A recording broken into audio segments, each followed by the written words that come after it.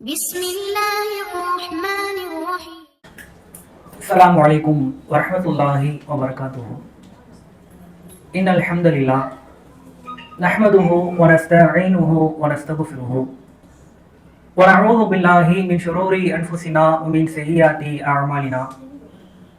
من يهده الله فلا مضل له ومن يضلل فلا هادي له. وأشهد أن لا إله إلا الله وأن محمدا عبده ورسوله أما بعد. فقد قال الله تعالى في القرآن الكريم: أعوذ بالله من الشيطان الرجيم. يا أيها الذين آمنوا اتقوا الله حق تقاته ولا تموتن إلا وأنتم مسلمون. ربي هب لي حكما ربي زدني علما ربي اشرح لي صدري ويسر لي أمري واحلل عقدة من لساني يفقهوا قولي. அளவற்ற அருளாளனும் நிகரில்லா பேர் அன்புடையனுமாகிய எல்லாம் வல்ல அல்லாஹினுடைய திருப்பெயரை கொண்டு என்னுடைய இந்த உரையினை ஆரம்பம் செய்கிறேன். எல்லாம் வல்ல அல்லாஹினுடைய நல்லடியார்களே, தமிழ்நாடு தௌஹீத் ஜமாத் திருவள்ளூர் கிழக்கு மாவட்டம் தாங்கல் கிளையின் சார்பாக ஏற்பாடு செய்யப்பட்டிருக்கிற தர்பியா என்கிற நல்லொழுக்க பயிற்சி முகாமிலே நாம் அனைவருமே ஒன்றாக குழம்பியிருக்கிறோம். இந்த தர்பியா நிகழ்ச்சியிலே சிறுவர்களின் தோழர் நபிகள் நாயகம் ஸல்லல்லாஹு அலைஹி வஸல்லம் அவர்கள் என்கிற தலைப்பு எனக்கு வழங்கப்பட்டிருக்கிறது. நம்முடைய ஜமாத்தின் சார்பாக அண்ணல் நபியே அழகிய முன்மாதிரி என்கிற செயல் திட்டத்தை முன்னிட்டு பல்வேறு தலைப்புகளுக்கு கீழே அல்லாஹ்வின் தூதருடைய வாழ்க்கை வரலாறு தொடர்ச்சியாக ஒவ்வொரு மாதமும் பிரச்சாரமாக தாவாவாக செய்யப்பட்டு வருகிறது. அதுல அண்ணலாரின் ஆட்சி முறை என்கிற தலைப்புல ஒரு மாத காலம் பிரச்சாரம் நடைபெற்றது. அதே மாதிரி பெண்ணுரிமை போற்றும் இஸ்லாம் என்கிற தலைப்பிற்கு கீழே அடுத்த மாதம் பிரச்சாரம் தொடங்க போகிறது. நாம அமர்ந்திருக்கிற இந்த மாதத்திலே சிறுவர்களின் தோழர் நபிகள் நாயகம் என்கிற தலைப்புக்கு கீழே பிரச்சாரம் என்பது தொடர்ச்சியாக நடைபெற்று வருகிறது. இந்த தலைப்பிற்கு கீழே சில அடிப்படையான செய்திகளை, அடிப்படையான அறிவுரைகளை அறிந்து கொள்வதற்காக சில செய்திகள் இங்க பகிரப்படவிருக்கிறது. பொதுவாக மனிதனுடைய வாழ்க்கையை பொறுத்தவரை அல்லாஹ் ரப்பல் ஆலமீன் மனிதர்களை படைத்திருக்கிறான். இப்படி மனிதனுடைய வாழ்க்கையை பொறுத்தவரை பல பருவங்களாக அல்லாஹ் ரப்பல் ஆலமீன் பிரித்திருக்கிறான். அதுல குழந்தை பருவம் எனக்கூடிய ஆரம்ப பருவம், இந்த உலகத்துல முதலாக குழந்தை பிறக்கக்கூடிய அந்த நேரத்திலே இந்த உலகத்தை மனுஷன் குழந்தையாக தான் அதை அடைகிறான். அந்த பருவத்தை குழந்தை பருவம், எதையுமே அறியாத, எதையுமே தெரியாத, நன்மை எது தீமை எது என்கிற அடிப்படை தெரியாத குழந்தை பருவமாக இந்த உலகத்துல மனுஷன் என்பவன் பிறக்கிறான். அதே போல குழந்தை பருவத்திற்கு பிறகு சிறுவர் என்கிற ஒரு பருவம். அந்த பருவத்துல ரொம்ப மெச்சூரிட்டி இருக்காது, சின்ன புலத்தனமா விளையாடி கொண்டிருக்கக்கூடிய வயசுதான் சிறுவர்கள் என்கிற ஒரு பருவம்.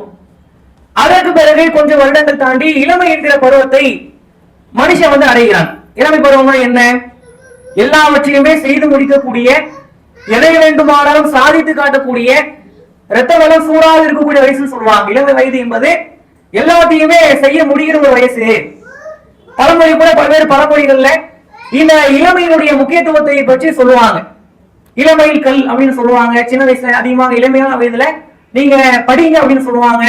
இப்படி சில பழமொழிகள் என்பது இளமை வயதை அந்த அடிப்படையாக வைத்து சொல்லப்படுகிறது.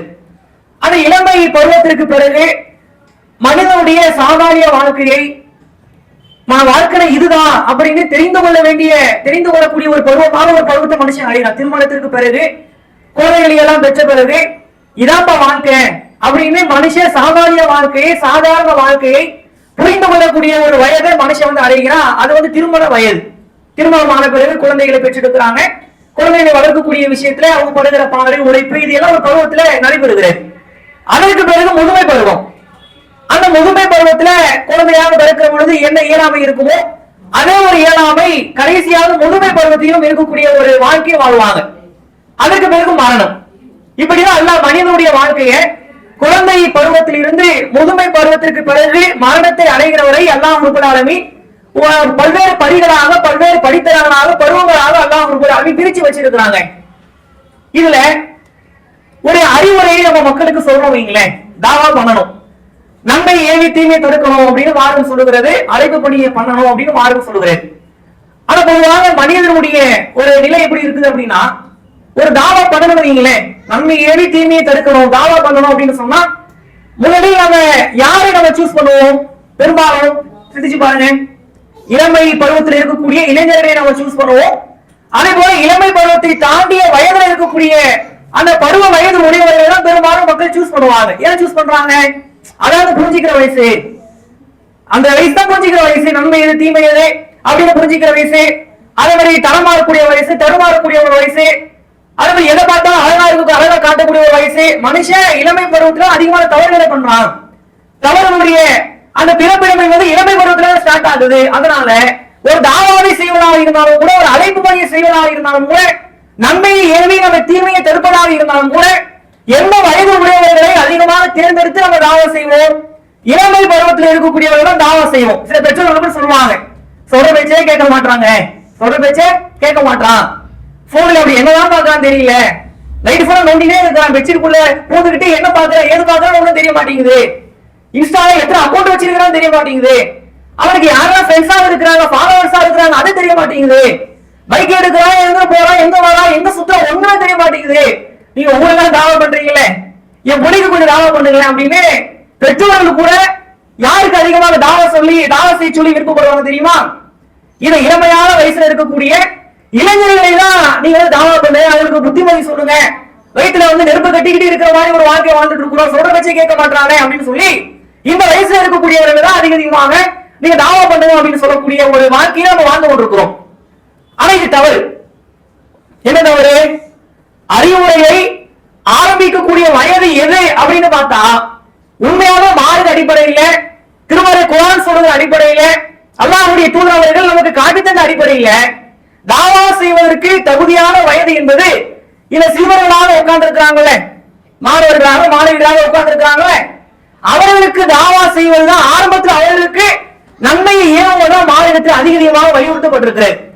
இந்த மாதிரி சின்ன வயசுல தாவா செய்ய அவர்களுக்கு அதிகமான அளவிற்கு தாவா செஞ்சு அவர்களுக்கு நல்ல புத்திமதியை நல்ல அறிவுரையை நம்ம வழங்கிட்டோம் அப்படின்னா, இளமையான காலத்துல கொஞ்சம் கொஞ்சமாக வளர்கிற காலத்துல அவர்கள் நல்லது எது கெட்டது எது அப்படின்னு அதையெல்லாம் சூஸ் பண்ணி அவருடைய வாழ்க்கையில பின்பற்றுவதற்கு நல்ல ஒரு வாய்ப்பாக இருக்கும்.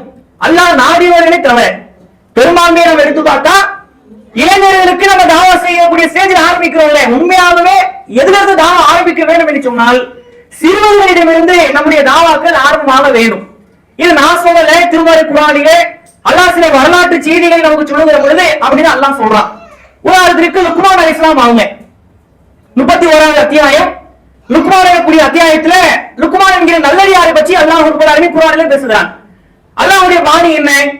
சில வசனங்களை நேரடியாகவே யா அய்யுஹல்லதீன ஆமனூ அப்படின்னு சொல்லி மக்களுக்கு அறிவுரை சொல்லுவான். சில வசனங்கள்ல யா அய்யுஹன் நாஸ் மனிதர்களே மக்களை என்று அறிவுரை சொல்லுவான்.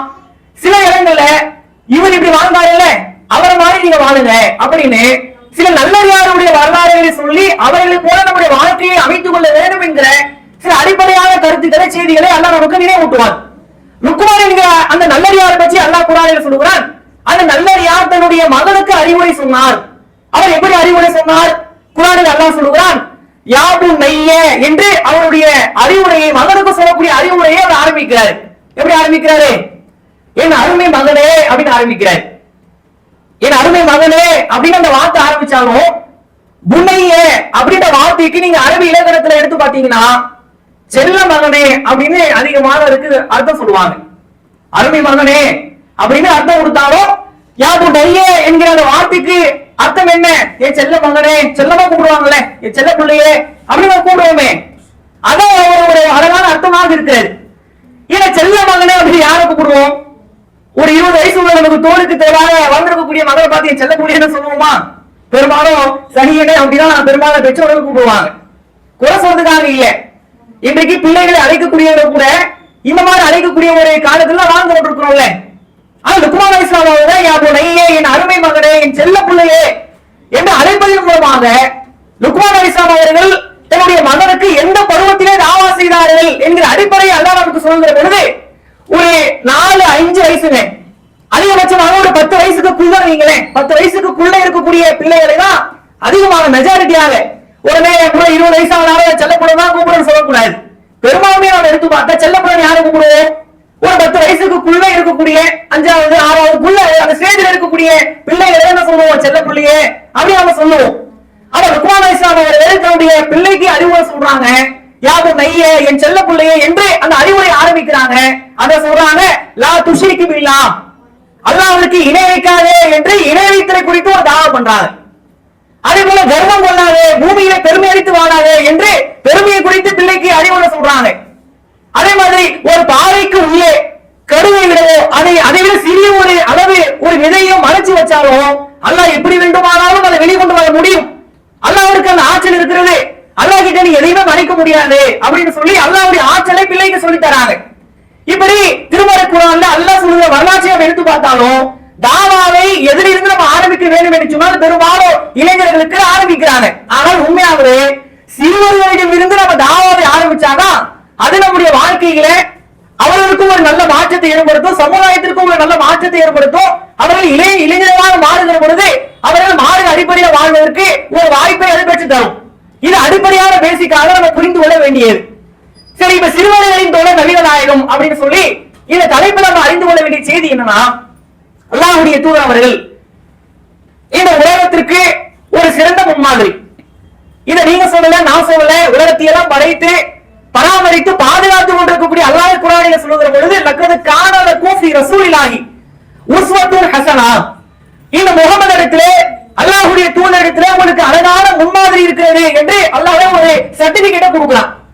இந்த உலகத்திலே நீங்க எந்த ஒரு மனிதர்களையும் எடுத்துக்கொள்ளுங்களேன், யாரையாவது ஆட்சி தலைவர்கள் எடுத்துக்கொண்டாலும் அதிகாரத்தில் இருப்பவர்கள் எடுத்துக்கொண்டாலும் இல்ல என்னுடைய தந்தையை நான் ரொம்ப விரும்புறேன் அவனுக்கு ரோல் மாடல் தந்தை எடுத்துக்கொண்டாலும் இல்ல தாய் எனக்கு ரொம்ப நெருக்கமானவங்க அவங்க எனக்கு உயிருக்கு மேலானவங்க அவர்களை ரோல் மாடலா எடுத்துக்கொண்டாலும் எனக்கு அந்த நடிகை பிடிக்கும் அவர்கிட்ட இருந்து சில விஷயத்தை கற்றுக்கொள்ளுவேன் அப்படின்னு எடுத்துக்கொண்டாலும் இப்படி இந்த உலகத்திலே எந்த ஒரு மனிதரை இவரிடம் இருந்து இந்த ரோல் மாடலை இந்த முன்மாதிரியை என்னுடைய வாழ்க்கைக்கு தேவையான சில அடிப்படைகளை நான் கற்றுக்கொள்ள போகிறேன் அப்படின்னு எடுத்துக்கொண்டாலும் ஒரு விஷயத்துல ரோல் மாடல் இருக்கும், அதே மாதிரி ஒரு விஷயத்துல அவருக்கு ரோல் மாடல் இருக்காது. யாரை எடுத்துக்கொண்டாலும் விஜயை எடுத்துக்கொள்ளுங்க, விஜயை எடுத்துக்கொண்டாலும் சிஎம் ஆயிட்டாரு, எல்லாரும் சின்ன பசங்க எல்லாம் பெண்களும் ஓட்டு போட உட்கார வச்சுட்டாங்கல்ல, அவரை எடுத்துக்கொண்டாலும் அல்லது நாட்டை ஆளக்கூடிய மோடி அவரை நீங்க எடுத்துக்கொண்டாலும் வேற யாரை எடுத்துக்கொண்டாலும் ஒரு விஷயத்துல ரோல் மாடல் இருக்கும், ஒரு விஷயத்துல அவருக்கு ரோல் மாடல் இருக்காது. மக்களுக்கு நல்லது செய்யறதுல ரோல் மாடல் இருக்கும், மனைவியை பாத்துக்கிறதுல ரோல் மாடல் இருக்காது. இப்படி சில விஷயத்துல ஒரு முன்மாதிரி இருக்கும், சில விஷயத்துல அவருக்கு முன்மாதிரி இருக்காது. ஆனா அல்லாஹ் சொல்றான், இந்த முகமது இடத்திலே அல்லாஹ்வுடைய தூதர் இடத்திலே எல்லா விஷயத்திலுமே உங்களுக்கு முன்மாதிரி இருக்கிறது. ஒரு ஆன்மீக தலைவராக, ஆட்சி தலைவராக, ஒரு கணவனாக, ஒரு நீதி அரசராக எல்லாவற்றிலுமே அல்லாஹ்வுடைய தூதர் அவர்கள் ரோல் மாடலாக இருந்திருக்கிறாங்க அப்படின்னு அல்லாஹ் ரப்பல் ஆலமீன் குர்ஆனிலே நமக்கு சொல்லி காட்டுகிறான். அந்த அடிப்படையில சிறுவர்கள்கிட்ட அல்லாஹ்வுடைய தூதர் அவர்கள் எப்படி ரோல் மாடலாக இருந்தாங்க? பெரியவர்கள் கிட்ட ரோல் மாடலாக இருக்கிறது ஒரு பெரிய விஷயம் கிடையாது. பெரியவங்களுக்கு எல்லாரும் மரியாதை கொடுப்பாங்க, மதிப்பாங்க, அவங்களுக்கு நல்லது செய்வாங்க, அது ஓகே தான். ஆனா சிறுவர்களுக்கு சின்ன பசங்க யாரும் பெரும்பாலும் மதிக்க மாட்டாங்களே. கொள்கையை ஏற்றிருக்கிற நாம இருந்தாலும் கூட பெரியவங்களுக்கு கொடுக்கக்கூடிய மரியாதையை சின்ன பசங்களுக்கு நம்ம கொடுக்கிறோமா? பள்ளிவாசலுக்கு வரக்கூடிய சிறுவர்கள் அவர்களுக்கு நம்ம சலாம் சொல்றதாக இருக்கட்டும், அவங்களை உட்கார வச்சு நம்முடைய பேச்சு ஆரம்பிக்கிறதாக இருக்கட்டும், நம்முடைய விஷயத்தை அவங்க கிட்ட ஷேர் பண்ணிக்கிறதாக இருக்கட்டும், அவருடைய விஷயத்தை கேட்டு பெறுவதாக இருக்கட்டும், நல்லது அவங்களுக்கு ஏவுவதாக இருக்கட்டும், தாவா பண்ணுவதாக இருக்கட்டும், இப்படி பெரியவங்களுக்கு நம்ம கொடுக்கக்கூடிய முக்கியத்துவத்தை பெரும்பாலான நேரங்களில் சிறுவர்களுக்கு நம்ம கொடுக்கிறதே கிடையாது. ஆனால் அல்லாஹ்வுடைய தூதர் அவர்கள் சிறுவர்களுக்கு எந்த அளவிற்கு முக்கியத்துவம் கொடுத்திருக்கிறாங்க அப்படின்னு சொன்னா பல்வேறு ஹதீஸ்களிலே நமக்கு அதுக்கான பாடத்தை நம்மால பெற முடிகிறது. அல்லாஹ்வுடைய தூதர் ஸல்லல்லாஹு அலைஹி வஸல்லம் அவர்கள் ஒரு செய்தியை நமக்கு சொன்னாங்க. என்ன சொன்னாங்க? 3 விஷயத்தை யார் கடைபிடிக்கவில்லையோ அவர்கள் என்னை சார்ந்தவர்கள் கிடையாது என்று அல்லாஹ்வுடைய தூதர் சொன்னாங்க. ஒருத்தரே முஸ்லிமா இருக்கிறார், அல்லாஹ்வுக்கு கட்டுப்பட்டு வாழ்றார், முஸ்லிமா தான் இருக்கிறார். ஆனா அவர் 3 விஷயத்தை ஃபாலோ பண்ணல. 3 விஷயங்களுடைய வாழ்க்கையில அவரை ஏற்றுக்கொள்ளவே இல்லை, அதை ஃபாலோ பண்ணவே இல்லை. அவர் யாரு? அவர் என்னை சார்ந்தவரே கிடையாது என்று அல்லாஹ்வுடைய தூதர் அவர்கள் சொல்றாங்க. முதலாவது என்ன சொல்றாங்க? மல்லம் யர்ஹமு சகீரனா, யார் சிறுவர்களிடத்திலே கருணை காட்டவில்லையோ அவர்கள் என்னை சார்ந்தவர்கள் கிடையாது அப்படின்னு அல்லாஹ்வுடைய தூதர் சொன்னாங்க. சின்ன பசங்க இருக்கிறாங்கல்ல, அவர்கள் விஷயத்துல அன்பு காட்டாதவங்க, அவர்கள் விஷயத்துல கருணை காட்டாதவங்க, அவர்கள் யாரு கிடையாது? என்னை சேர்ந்தவர்கள் கிடையாது. அல்லாஹ்வுடைய தூதர் அடுத்து சொல்றாங்க, வயும் வக்கீல் கபீரனா, பெரியவர்களிடத்திலே யாரு மரியாதை செலுத்தவில்லையோ அவர்களும் என்னை சார்ந்தவர்கள் கிடையாது என்று அல்லாஹ்வுடைய தூதர் சொன்னாங்க. மூணாவது சொன்னாங்க, ஓ யஅமூரு பில் மஅரூஃபி ஓ யன்ஹா அனில் முன்கர், யார் நன்மையை ஏவி தீமையை தடுக்கவில்லையோ அவர்களும் என்னை சார்ந்தவர்கள் கிடையாது என்று ரசூலுல்லாஹ் சொன்னாங்க. மூன்று விஷயம். யார் தாவா செய்யலையோ, தாவா செய்யாமல் அல்லாஹ் ஏத்துக்கிறேன், நான் அல்லாஹ் நம்புறேன், நான் தொழுகிறேன் அப்படி இருக்கிறது மட்டுமே ஒரு இறை நம்பிக்கையாளருடைய அடையாளம் கிடையாது. நன்மையை ஏவி யாரு தீமையை தடுக்கவில்லையோ அவர்கள் என்னை சார்ந்தவர்கள் கிடையாது. அதே போல பெரியவர்களுக்கு யார் மரியாதை செய்யவில்லையோ, அன்பு காட்டவில்லையோ அவர்கள் என்னை சார்ந்தவர்கள் கிடையாது. அதே போல சிறியவர்களிடத்திலே யாரு அன்பு காட்டவில்லையோ, இரக்கம் காட்டவில்லையோ, கருணை காட்டவில்லையோ அவர்கள் என்னை சார்ந்தவர்கள் கிடையாது என்று அல்லாஹ்வுடைய தூதர் ஸல்லல்லாஹு அலைஹி வஸல்லம் அவர்கள் நமக்கு சொன்னாங்க. சொன்னது மட்டுமல்ல, ரசூலுல்லாஹ் சொல்லிட்டு என்னுடைய வேலை முடிஞ்சது, என்னுடைய பொறுப்பு முடிஞ்சது அப்படின்னு ரசூலுல்லாஹ் கடந்து போகலையே. இன்னைக்கு நல்லா பாருங்க, மக்கள் மத்தியில ஒரு நல்ல மதிப்பை பெறணும் அப்படின்னா மேக்சிமம் என்ன பண்ணுவாங்க தெரியுமா? குழந்தைகள் மேல அன்பு காட்டுற மாதிரி ஒரு விஷயத்தை எல்லாம் கேமராக்கு முன்னாடி எல்லாம் பண்ணுவாங்க. நீங்க உண்மையில மோடி மஸ்தானை எடுத்து பாருங்க. மோடி இருக்கிறாருல, அவர் நடுவில் ஒரு மேஜிக் பண்ணாரு. உலகத்திலேயே சிறந்த மேஜிக்னா அந்த மேஜிக் தான். என்ன மேஜிக்கா? சிறுவர்களுக்கு அவங்க கிட்ட ஒரு நல்ல மதிப்பு பெறணும் மக்கள் மத்தியில.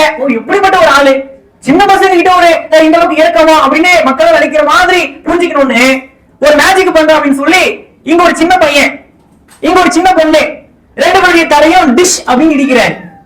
இடிச்சு அவங்க சிரிப்பார்ல, சிரிப்பார்ல அப்படி சிரிச்சு அன்பு காட்டுறாராம்.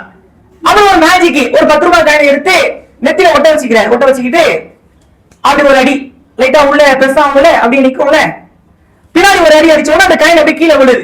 அது ஒரு மேஜிக். எப்படி மேஜிக் காட்டுறானா? சின்ன பசங்களுக்கு நான் மேஜிக் காட்டுறேன் அப்படின்னு சொல்லி தலையில ஒரு காயினை வச்சு இப்படி ஒரு அடி அப்படி ஒரு அடி இப்படி ஒரு அடி வச்சு அந்த குழந்தைகளே அந்த மேஜிக் அவர் பண்ண வைக்கிறாரு. இது இவர் மட்டும் கிடையாது. இப்ப பிரச்சாரத்துக்கு போறாங்க பல பேரு, தேர்தலுக்கு முன்னாடி பிரச்சாரத்துக்கு போனாங்கல்ல, அவங்க என்ன பண்ணாங்க? சிறுவர்கள் இடம் தூக்கி தோணலை வச்சுக்கிட்டாங்கல்ல, பார்த்தோம். ஏன் பண்றாங்க? உலகத்துல நான் நல்லவன், நல்ல ஒரு மதிப்பை பெறணும், மக்கள் மத்தியில ஒரு சிறப்பான தலைவர் என்கிற பெயரை நான் பெறணும் அப்படின்னா பெரியவர்கள் கிட்ட நான் நடந்துக்கிற போற அது இருக்கோ இல்லையோ வேற.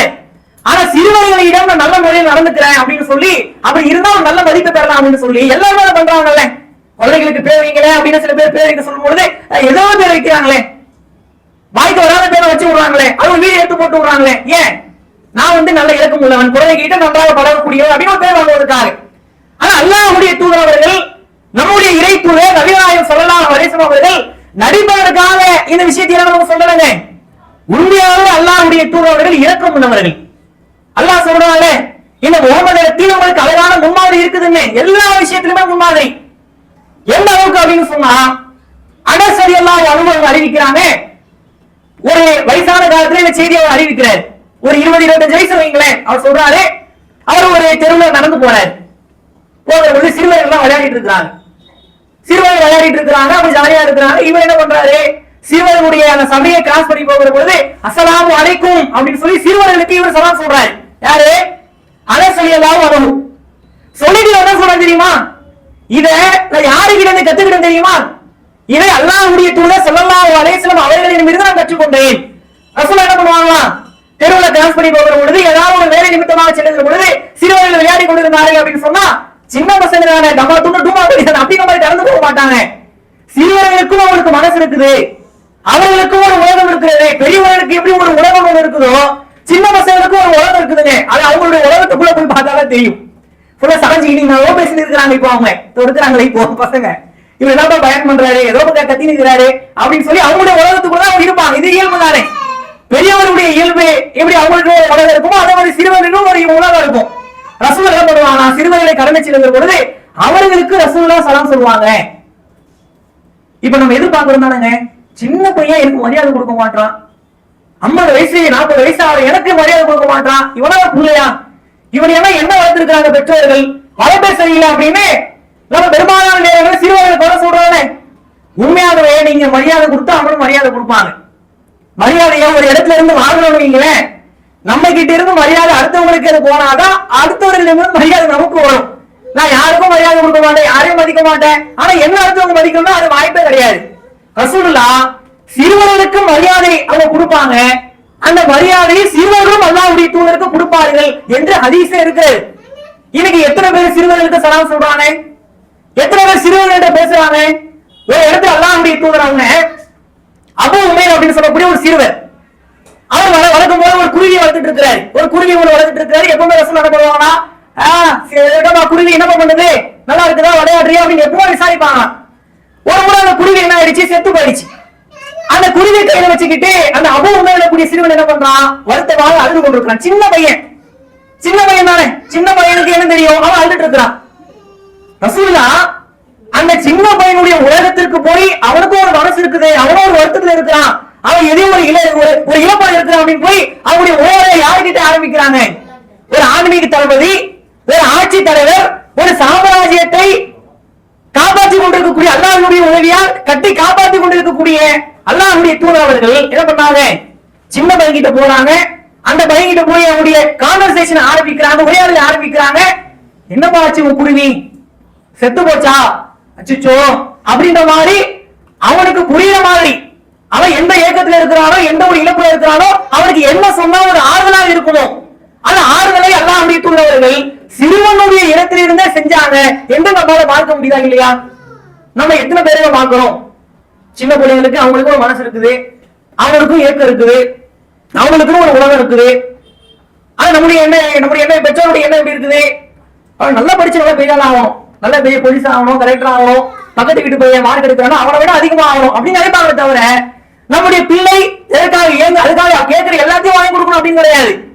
நம்முடைய பிள்ளையினுடைய ஏற்க பேசாதான் தெரியும். இன்னைக்கு பல பெற்றோர்கள் பிள்ளை எடுத்து பேசுறது கிடையாது. பெற்றோர்கள் பிள்ளை எடுத்து பேசுறது கிடையாதுங்க. உளவியாளர்கள் சொல்றாங்க, சைக்காலஜி படிச்சவங்க, டெய்லியும் தூங்குறதுக்கு முன்னாடி உங்களுடைய பிள்ளைகிட்ட ஒரு 10 நிமிஷம் நீங்க தூங்குற போதே பேசுங்க.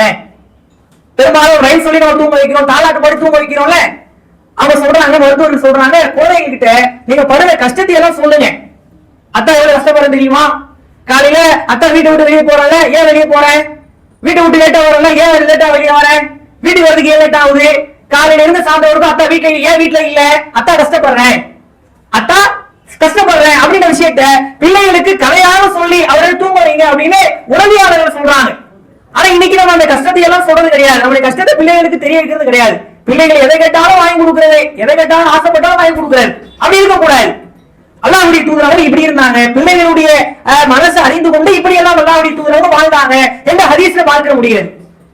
அதே மாதிரி இன்னொரு ஒரு சிறுவன், எல்லா சிறுவர்கள் சம்பந்தமாக வரக்கூடிய ஹதீஸ் தாங்க. அந்த சின்ன பையன் என்ன பண்றான், தட்டுல சாப்பாடு இருக்குது, சாப்பிட்டு கொண்டிருக்கிறான். ரசூலுல்லாஹ் இருக்கிறாங்க, பக்கத்துல இருக்கிறாங்க. சின்ன பசங்க சாப்பிடுறது தெரியும்ல, அப்படி எடுத்து மூக்குல இருக்கும் சோறு, வாயில இருக்கும், மூஞ்சில எல்லாத்துலயும் சோறு தான், உடம்பு ஃபுல்லா சோறு, சாப்பிட தெரியாது. சின்ன பசங்களுக்கு சிறுவர்களுக்கு சாப்பிட தெரியாது. இன்னைக்கு வரைக்கும் 10 வயசு ஆக சோறு ஊட்டிட்டான இருக்கிறாங்க பெரும்பாலும். ஆனா அந்த சிறுவன் என்ன பண்றான், சாப்பிட்டு இருக்கிறான். சாப்பிடும் போது எப்படி சாப்பிடுறான், ஒரு மாதிரி இங்க இருந்து அங்க எடுத்து அங்க எடுத்து இங்க எடுத்து ஃபுல்லா சிந்தி ஒரு மாதிரி கச்சா முச்சான்னு சாப்பிடுறானுங்களே. ரசூலுல்லாஹ் அந்த சிறுவனுக்கு அழகான முறையிலே சொல்லி கொடுக்குறாங்க. பாருப்பா, சாப்பாடு என்பது இப்படியெல்லாம் சாப்பிடக்கூடாது. சாப்பாடை சாப்பிடும் பொழுது பிஸ்மில்லான்னு சொல்லிதான் சாப்பிடணும். சாப்பாடை சாப்பிடுகிற பொழுது சம்மல்லா பிஸ்மில்லான்னு ஆரம்பிச்சுன்னா அந்த சாப்பாடு நீங்க சாப்பிடணும். அதே மாதிரி சாப்பிடுகிற பொழுது வலப்புறத்துல இருந்து ஆரம்பிக்கணும். வலப்புறத்துல இருந்து சாப்பாடு எடுத்து அப்படியே ஆரம்பிக்கணும், வலது கையால சாப்பிடணும். அதே மாதிரி சாப்பாடு தட்டினுடைய முன்பகுதியில இருந்து எடுத்து சாப்பிடணும். அப்படியே சாப்பிடக்கூடாது. அழகாக எடுத்து முன்வரிசையில இருந்து அப்படியே கொஞ்சம் கொஞ்சமா காரி பண்ணி அப்படியே சாப்பிட்டுட்டு வரணும். யாருக்கு அதே சொல்றாங்க, சின்ன பிள்ளைக்கு ஒரு சிறுவனுக்கு அல்லாஹ்வுடைய தூதர் அறிவுரை சொல்றாங்க. சாப்பாடு எப்படி சாப்பிடணும் தெரியுமா செல்லமே, இந்த மாதிரி சாப்பிடணும், பிஸ்மில்லாஹ் சாப்பிடணும், வலது கையை எடுத்து சாப்பிடுங்க, அப்படியே முன்வரிசையில இருந்து எடுத்து அழகா அப்படியே பின்னாடி அப்படியே போங்க. இது ரசூலுல்லாஹ் ஒரு சிறுவனுக்கு காட்டி தந்த ஒரு முறை. எப்படி நடந்திருக்கிறாங்க பாருங்களேன். இப்படி நாம சொல்லி கொடுத்தாலும் நம்முடைய பிள்ளைகள் சாப்பாட்டினுடைய அருமை பற்றி புரிந்து கொள்வார்கள். ஒண்ணு இல்லைங்க, நம்முடைய மாவட்டத்துல ஒரு சம்பவத்தை மட்டும் நான் சொல்றேன், உதாரணத்துக்கு தான். ஒரு சின்ன மக்தமதரசா தேர்வு, அந்த தேர்வுல சின்ன பசங்களா கேள்வி கேட்கிறோம், அவங்க படிச்ச பாடத்துல இருந்தா கேள்வி கேட்கிறோம். அந்த பையன் சின்ன பையன், அந்த பையனை கேட்கிறாங்க, சாப்பாடை எப்படி சாப்பிடணும். அவன் சொல்றான், வலது கையால சாப்பிடணும், பிஸ்மில்லாஹ்னு சாப்பிடணும். சாப்பாடை சிந்தனா என்ன ஆகும் அப்படி நம்ம கேட்கிறோம். ஏன் சின்ன பசங்க கிட்ட என்ன சொல்லுவாங்க, அல்லாஹ் அடிச்சிருவான் அப்படி தானே சொல்லுவாங்க பெரும்பாலும். சாப்பாடு சிந்தனா அல்லாஹ் அடிப்பான் அல்லாஹ் அடிப்பான் அப்படின்னா சிறுவருடைய மனநிலை இருக்கும். ஆனா அந்த சின்ன பையனுடைய வாயிலிருந்து அந்த வார்த்தை தெரியுமா?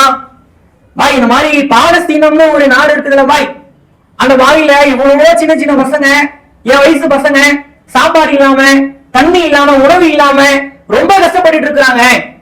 இப்ப நான் சாப்பாடு சிந்தனா அல்லாஹ் பத்தி கேள்வி கேட்பாங்க இல்லையா? சாப்பாடு இல்லாதவங்க எவ்வளவு பேர் இருந்தாங்க, நீ ஏமா சாப்பாடு சிந்தன அப்படி அல்லாஹ் மறுமையை கேள்வி கேட்பாங்க இல்லையா பாய்? அதனால நான் சாப்பாடு சிந்த மாட்டேன் பாய் அப்படின்னு சின்ன பையன் சொல்றாங்க. இதெல்லாம் வளர்ப்பு. அல்லாஹ்வுடைய தூதர் காட்டி தந்த வளர்ப்பு என்ன? இப்படி நம்ம வளர்த்தால்தான், சிறுவர்களுக்கு ஒரு அறிவுரை சொல்லி வளர்த்தால்தான் அவர்கள் கொஞ்சம் கொஞ்சமாக வளர்கிற பொழுது மாறுவ அடிப்படையிலே வளர்வதற்குண்டான ஒரு வாய்ப்பை நம்மால் ஏற்படுத்தி தர முடியும். அல்லாஹ்வுடைய தூதர் எல்லா சிறுவர்களுக்குமே தாவா பண்ணாங்க. ஒரு முறை ஒரு யூத சிறுவன் ரசூலா கிட்ட வேலை செய்து கொண்டிருந்த ஒரு யூத சிறுவன் நோய்வாய்ப்பட்டு கிடக்கிறான். அந்த ஜோரத்துல இருக்கிற உயிர் போகக்கூடிய ஒரு ஸ்டேஜ். ரசூலுல்லாஹ் செய்தி அவருக்கு தெரிகிறது. ரசூலுல்லாஹ் நேரடியாக அந்த சிறுவனை பார்ப்பதற்காக நலம் விசாரிப்பதற்காக போறாங்க. போய் தலைக்கு பக்கத்துல ரசூலுல்லாஹ் உட்கார்ந்துட்டாங்க. கேட்கும் போது உங்களுக்கு புல்லரிக்கக்கூடிய வகையில் இருக்கிறது. ஒரு ஆன்மீக தலைவர், ஒரு ஆட்சி தலைவர் இன்றைய தலைவர்களோடு எந்த வகைகளிலுமே ஒப்பிட முடியாது. எல்லா வகைகளிலுமே நமக்கு முன்மாதிரியாக இருக்கக்கூடிய அல்லாஹ்வுடைய தூதர் அவர்கள் வேலை செய்து கொண்டிருந்த ஒரு யூத சிறுவனுக்கு உடம்பு சரியில்லை, அவன் நோய்வாய்ப்பட்டு இருக்கிறான் என்கிற செய்தி தெரிஞ்ச உடனே அவன் தலைக்கு பக்கத்துல போய் உட்கார்ந்துட்டாங்க. தலை பக்கத்துல போயிட்டு நலம் விசாரிக்கிறாங்க. நலம் விசாரிச்ச பிறகு அவருடைய உயிர் பிரிய போகிறது என்கிற தகவல் அவங்களுக்கு தெரிகிறது. தெரிஞ்ச உடனே தாவா பண்றாங்க. யாருக்கு தாவா? ஒரு சின்ன பையனுக்கு தாவா. நம்ம எத்தனை பேர் சிறுவர்களுக்கு தாவா பண்றோம்? சின்ன பசங்களுக்கு நம்ம தாவா பண்றோம்? கிடையாது. அல்லாஹ்வுடைய தூதர் அவர்கள் ஒரு யூத சிறுவன், அவன் நோய்வாய்ப்பட்டு கிடக்கிறான், இறக்க போகிறான். அவனுக்கு அல்லாஹ்வுடைய தூதர் சொல்றாங்க, அஸ்லிம், இஸ்லாத்திற்கு வந்துவிடு அப்படின்னு சொல்றாங்க, தாவா பண்றாங்க. அவன் உடனே அவருடைய அப்பாவை பக்கத்துல இருக்கக்கூடிய தந்தையை பார்க்கிறான், மூஞ்ச பார்க்கிறான். என்ன பண்றதுன்னு தெரியல சிறுவனுக்கு. தந்தை சொல்றாரு, அபுல் காசிம் அவர் சொல்வதற்கு நீ கட்டுப்படு அப்படின்னு சொல்றாரு. அபுல் காசிம் யாரு? அல்லாஹ்வுடைய தூதருடைய இன்னொரு பெயர். உடனே அந்த சிறுவன் இஸ்லாத்தை ஏற்றுக்கொள்கிறான். அல்லாஹ்வுடைய தூதர்கள் அந்த மனநிறைவோடு வீட்டை விட்டு வெளியே வராங்க. அல்லாஹ்விடத்துல கையெழுதி துவாட்டிக்கிறாங்க. இந்த சிறுவனுக்கு அல்லாஹ் நேர்வழி கொடுத்தானே, நரகத்தில் இருந்து இவனை காப்பாற்றினானே, அந்த அல்லாஹ்வுக்கே எல்லா புகழும் என்று அல்லாஹ்வுடைய தூதர்கள் அந்த வீட்டில் இருந்து வெளியேறினார்கள் என்கிற செய்தியை பார்க்க முடிகிறது. ஒரு யூத சிறுவனாக இருந்தாலும் சின்ன பையனாக இருந்தாலும் தாவாவை பண்ணாங்க, நன்மையை தீமை தடுத்தாங்க, நலம் விசாரிச்சாங்க. ஒரு சின்ன பையனுக்கு உடம்பு சரியில்லாம போறங்க, ஒரு சாம்ராஜ்யத்தை கட்டி காத்து கொண்டிருந்த அல்லாஹ்வுடைய தூதர் அவர்கள் போய் நேரிலே சந்தித்து நலம் விசாரிச்சாங்க அப்படின்னா இந்த மாதிரி ஒரு முன்மாதிரியை நம்முடைய வாழ்க்கையில பார்க்க முடியுமா? இப்படி பல்வேறு செய்திகளை நம்மால சொல்ல முடியும். இன்னொரு செய்தியை நீங்க எடுத்து பாருங்க. பல்வேறு நேரங்கள்ல நம்ம சிறுவர்களுக்கு கொடுக்கக்கூடிய முக்கியத்துவத்துல நம்ம ரொம்ப அலட்சியமாக இருக்கிறோம். அல்லாஹ்வுடைய தூதர் ஸல்லல்லாஹு அலைஹி வஸல்லம் அவர்கள் காலத்துல பல்வேறு சம்பவங்கள் நடைபெற்றது. ஒரு நேரத்துல ஒரு சிறுவனுக்கு அல்லாஹ்வுடைய தூதர் ஒரு செய்தியை கற்றுத்தராங்க. அதை கற்றுத்தருகிற பொழுது ரொம்ப அழகான செய்தி ஆரம்பிக்குது. அல்லாஹ்வுடைய தூதர் அந்த சிறுவனுக்கு சொல்றாங்க, யா குலாம், சிறுவனே, இன்னி அல்லிமுக்க கலிமாத். சின்ன பையன் சின்ன பையன் போய் ரசூலுல்லாஹ் சொல்றாங்க. உடனே போயிட்டு உடனே நிக்க வச்சு தாவா பண்றாங்க அப்படின்னு ரசூலுல்லாஹ் பண்ணல. ரசூலுல்லாஹ் சின்ன பையன் போறாங்க, யா குலாம், சிறுவனே, நான் உனக்கு சில வார்த்தைகளை கற்று தரட்டுமா? அறிவுரை சொல்றதுக்கு முன்னாடி அவன் என்ன மனநிலையில் இருக்கிறான், கேட்கிற நிலைமையில இருக்கிறானா இல்லையா, சொன்னா ஏத்துப்பானா இல்லையா, எல்லாத்தையும் பார்த்துதான் ரசூலுல்லாஹ் தாவா பண்றாங்க. நான் உனக்கு சில வார்த்தைகளை நான் உனக்கு கற்று தரட்டுமா அப்படின்னு சொல்றாங்க. அடுத்து அந்த வார்த்தைகளை அல்லாஹ்வுடைய தூதர் கற்று தராங்க. இஹ்ஃபதில்லாஹ், அல்லாஹ்விடம் நீ பேணுதலாக இருந்தால் யஹ்ஃபதுக, அல்லாஹ் உன்னிடம் பேணுதலாக இருப்பான் என்று சொல்றாங்க. அல்லாஹ்விடத்துல நீ பேணுதலாக இரு, அல்லாஹ் உன்னிடத்துல பேணுதலாக இருப்பான். திருமறை குர்ஆனிலே இஸ்லாத்தினுடைய அடிப்படையாக இருக்கக்கூடிய விஷயம் இது.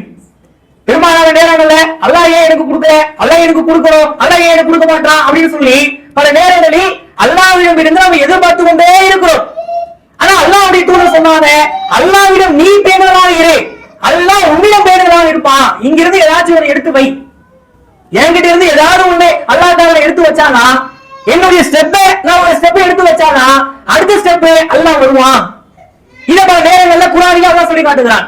என்ன சொல்றான்? அல்லாஹ்வுக்கு நீங்க உதவி செய்யுங்க, அல்லாஹ் உங்களுக்கு உதவி செய்வான்.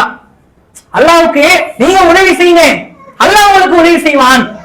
இன்னொரு இடத்துல ரசூலுல்லாஹ் சொல்றாங்க, ஃபதுகுருனி அதுகுருக்கும், அல்லாஹ்வை நீங்கள் நினைவு கூர்ந்தால் அல்லாஹ் உங்களை நினைவு கூர்வான். இந்த பேசிக்க யார் இடத்துல அல்லாஹ்வுடைய தூதர் கற்று தராங்க? ஒரு சின்ன சிறு இடத்துல அல்லாஹ்வுடைய தூதர் கற்று தராங்க. நீ அல்லாஹ்விடத்துல பேணுதலாக இருந்தால் அல்லாஹ் உன்னிடத்துல பேணுதலாக இருப்பான். அதே போல இந்த உலகத்துல எந்த ஒரு நன்மையாக இருந்தாலும் எந்த ஒரு தீமையாக இருந்தாலும் அல்லாஹ் எழுதி வைத்ததை தவிர வேறு எதையுமே யாராலையும் செய்ய முடியாது என்கிற ஒரு விதியை பற்றி சிறுவர்களுக்கு அல்லாஹ்வுடைய தூதர் கற்று தராங்க. இன்னைக்கு மனுஷனுடைய வாழ்க்கை தரமானதுக்கு காரணமே இதானே. என்ன வாழ்க்கை, வியாபாரத்துல ஒண்ணும் இல்ல, ஒரே நஷ்டமா இருக்குது, குடும்பத்துல ஒரே பிரச்சனை, செட் ஆகல அப்படின்னு சொல்லி எப்ப பார்த்தாலும் புலம்பல் தானுங்க வாழ்க்கையில. இது நடக்கல, அது நடக்கல, அது வரணும், இது வரணும், எப்பொழுதுமே நம்முடைய வாழ்க்கை நல்லா இருக்கணும் தான் எதிர்பார்க்கணும். ஆனா குள்ளை யுசீபானா இல்லாம கத்தபாவா வேணாம். அல்லாஹ் நாடியதை தவிர நமக்கு எதுவுமே நமக்கு நடக்காது, அழகாது. அல்லாஹ் குர்ஆன்ல சொல்றான். இந்த செய்தி அந்த சிறுவன் கிட்ட அல்லாஹ்வுடைய தூதர் சொல்றாங்க, இந்த உலகத்துல எந்த ஒரு நன்மையாக இருந்தாலும், நீ ஒரு நன்மையை செய்ய நினைத்தாலும் அல்லது ஒரு ஒரு தீமையை உன்னிடமிருந்து அதை உன்னை நெருங்க விடாமல் அது ஒரு இருப்பதாக இருந்தாலும், இந்த சமுதாயமே உன்னை எதிர்த்து நின்றாலும் ஒரு நன்மை உனக்கு நான் வரணும் அப்படின்னு சொன்னா அல்லாஹ் அதை உங்களுக்கு கொடுத்துருவான் அப்படின்னு ஒரு சிறுவனிடத்தில் அல்லாஹ்வுடைய தூதர் தாவா பண்ணாங்க. எவ்வளவு அழகான அறிவுரை.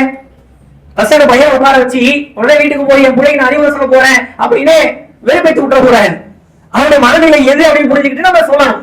சிறுவனை உட்கார வச்சு அல்லாஹ்வுடைய தூதர் ஒரு சின்ன சில வார்த்தைகளை கற்று தரட்டுமா அப்படின்னு அழகான அறிவுரை. அல்லாஹ்விடத்தில் பேணுதலாக இருந்தால் அல்லாஹ்விடத்தில் பேணுதலாக இருப்பான்பா.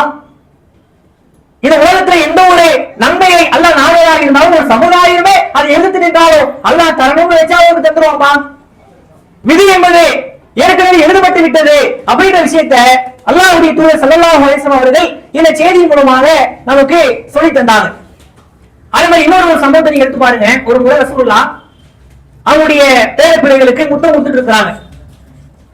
இன்னைக்கு ஒரு பெற்றோர்கள் கிட்ட கேட்டா கடைசியா ஒரு பிள்ளைக்கு நீங்க எப்போ முத்தம் கொடுத்தீங்க அப்படின்னு கேட்டா யோசிக்கக்கூடிய அளவுக்கு தான் இருக்கு. இன்னைக்கு நம்முடைய பேர பிள்ளைங்களுக்கு அதெல்லாம் கொஞ்சம் கொஞ்சமாக நெருக்கம் என்பது பாசம் என்பது கொஞ்சம் கொஞ்சமாக அதை குறைந்து கொண்டே வருகிறது. ரசூலுல்லாஹ் என்ன பண்ணுவாங்களா, பேர பிள்ளைகளை கொஞ்சம் வாங்கலாம், முத்தம் கொடுப்பாங்களாம். அப்ப ஒரு மனிதர் வந்து கேட்கிறாரு, எனக்கும் நிறைய பிள்ளைங்க இருக்கிறாங்க, ஆனா நான் உங்களுக்கு முத்தமே கொடுக்க மாட்டேன், உங்களை பார்க்கும்போது எனக்கு ரொம்ப பொறாமையா இருக்குது அப்படின்னு சொல்லி ஒருத்தர் வந்து சொல்றாரு. அவருக்கு நிறைய பிள்ளைங்க இருக்கிறாங்க. ரசூலுல்லாஹ்வுடைய பேர பிள்ளைங்களுக்கு முத்தம் கொடுக்கறத பத்தி இவருக்கு ஒரு மாதிரி பொறாமையாக இருக்கு. அவர் சொல்றாரு, இந்த மாதிரி நான் முத்தமே கொடுக்க மாட்டேன் என் பிள்ளைங்களுக்கு அப்படின்னு சொல்லுற பொழுது அல்லாஹ்வுடைய தூதர் சொன்னாங்க, அல்லாஹ் உன்னுடைய உள்ளத்துல இருந்து கருணையை நீக்கி விட்டான், இரக்கத்தை அல்லாஹ் அகற்றி விட்டான் என்று அந்த மனிதரை பார்த்து அல்லாஹ்வுடைய தூதர் சொன்னாங்க. அப்ப சொன்னாங்க, யாரு மனிதனிடத்துல இரக்கம் காட்டவில்லையோ அவர்கள் இடத்துல அல்லாஹ்வும் இரக்கம் காட்ட மாட்டான் என்று அல்லாஹ்வுடைய தூதர் அவர்கள் அந்த இடத்துல அறிவுரை சொல்லக்கூடிய ஒரு காட்சியை நம்மால பார்க்க முடிகிறது. இப்படி ஏராளமான சம்பவங்கள் இருக்கிறது. அல்லாஹ்வுடைய தூதர் அவங்க எந்த அளவுக்கு ஒரு அழகிய முன்மாதிரியாக சிறுவர்கள் கிட்ட இருந்தாங்க. பெரியவர்கள் கிட்ட இருக்கிறது அது எல்லாரும் இருப்பாங்க. ஆனா சிறுவர்களிடம் இருந்து நம்முடைய வாழ்க்கை முறையை நம்ம கொண்டு வரணும். சின்ன பசங்க கிட்ட நம்ம பேசணும், சிறுவர்கள் கிட்ட நம்ம அழகான முறையில பழகணும். எப்ப பார்த்தாலும் அப்படியே ஒருமே சின்ன பசங்க கிட்ட சில பேர் இருப்பாங்க, பாத்துருக்கீங்களா? சின்ன பசங்களை பார்த்தாலும் பிடிக்காது. ஒரு பயம் நடக்குது அப்படின்னா ஏதாவது சின்ன பசங்க பேசிட்டு இருக்கிறாங்க, அவங்க இயல்பு தான். ஆனா அதை வந்து கருமையான முறையில சொல்றது அப்படின்னு இருக்கக்கூடாது. நம்மளும் சின்ன வயசு கடந்தா வந்திருக்கிறோம். பெரியவர்களாக இருக்கக்கூடியவங்க சிறிய வயதை கடந்து சிறுவர்கள் என்கிற அந்த பருவத்தை கடந்துதான் இன்றைக்கு நம்ம ஒரு பருவத்தை அடைஞ்சிருக்கிறோம். அப்ப அவருடைய மனநிலை என்ன, அவருடைய வாழ்க்கை என்ன, அவருடைய இயல்பு என்ன, அவருடைய உலகம் என்ன, அவங்களுக்கு எப்படி சொன்னா புரியும், இது எல்லாம் நம்ம இந்த வாழ்க்கையில அழகான முறையில கடைபிடிச்சாதான் மார்க்கத்தை அழகான முறையில அவர்களுக்கு நம்மால கொண்டு போய் சேர்க்க முடியும். அல்லாஹ்வுடைய தூதர் அவர்கள் எப்படி சிறுவர்கள் இடத்துல அழகான முன்மாதிரியாக இருந்தார்களோ அதே போல நம்முடைய வாழ்க்கையிலும் அல்லாஹ்வுடைய தூதரை முஹம்மது நபியை முன்மாதிரியாக ஏற்றுக்கொண்டிருக்கக்கூடிய நாம நம்முடைய வாழ்க்கையிலும் சிறுவர்கள்கிட்ட அன்பான முறையில பழகணும், கருணை உள்ளத்தோடு நம்ம பழகணும், மரியாதையை அவர்களுக்கு நம்ம கொடுக்கணும், சலாத்தை அவர்களுக்கு நம்ம சொல்லணும், நன்மை ஏவி தீமை தடுக்கக்கூடிய தாவாவை பெரியவங்க கிட்ட இருந்துதான் ஆரம்பிக்கிறோம் அப்படின்னு மார்க்கம் சொல்லல. லுக்மான் அலைஹிஸ்ஸலாம் தன்னுடைய மகனுக்கு சின்ன பிள்ளைல தான் சொன்னாங்க, சிறுவர் பருவத்துல தான் ஆரம்பிச்சாங்க என்று திருமறை குர்ஆன் பேசுகிறது. அப்ப சிறுவர்கள் இடத்துல தாவாவை நன்மை ஏவி தீமை தடுக்கக்கூடிய அந்த வழிமுறையை நம்ம செய்யணும். அப்படி ஒரு வாக்கியத்தை அல்லாஹ் நம் அனைவருக்கும் தந்தரல் புரிவான் என்று கூறி என்னுடைய உரையினை நிறைவு செய்கிறேன். வாஹிரு தஅவானா அல்ஹம்துலில்லாஹி ரப்பில் ஆலமீன். அஸ்ஸலாமு அலைக்கும் வரஹ்மத்துல்லாஹி வபரகாத்துஹு.